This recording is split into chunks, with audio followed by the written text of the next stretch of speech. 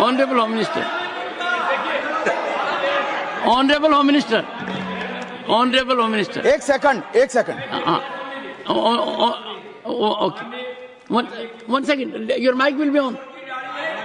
जी महोदय, मुझे ये सब कहने की जरूरत नहीं है, लेकिन जो गुजरात में दंगे और फसाद हुए, कौन कौन उसके लिए जिम्मेदार थे, बताइए। Honourable home minister. मान्यवर, मैं ध्यान से बारीकी से पूरे संवाद को सुन रहा हूं। माननीय सदस्य सुधांशु जी ने दिग्विजय सिंह का नाम नहीं दिया।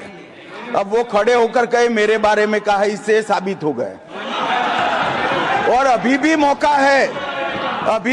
है, आपने नहीं कहा है कि 26/11 के हमले में आरएसएस का हाथ था, तो अभी खड़े होकर माइक चालू कराकर बुलवा दीजिए। माननीय,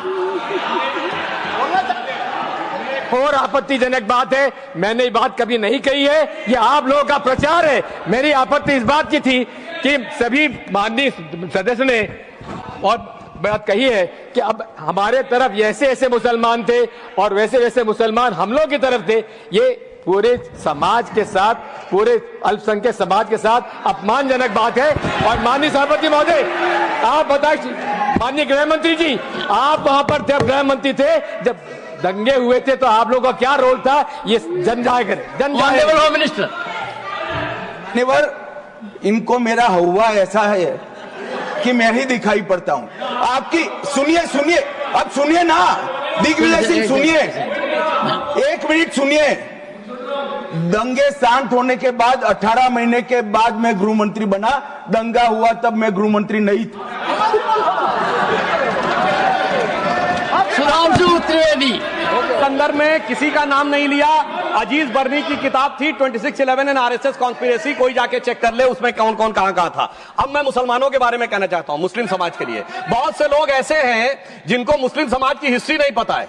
मैं बताना चाहता हूं, भारत से जब न्यूमेरिक सिस्टम सबसे पहले गया तो अल जहार थे सबसे पहले, जिन्होंने जाके 1793 में जो सूर्य सिद्धांत था उसका अरबी में ट्रांसलेशन हुआ सिंध हिंद।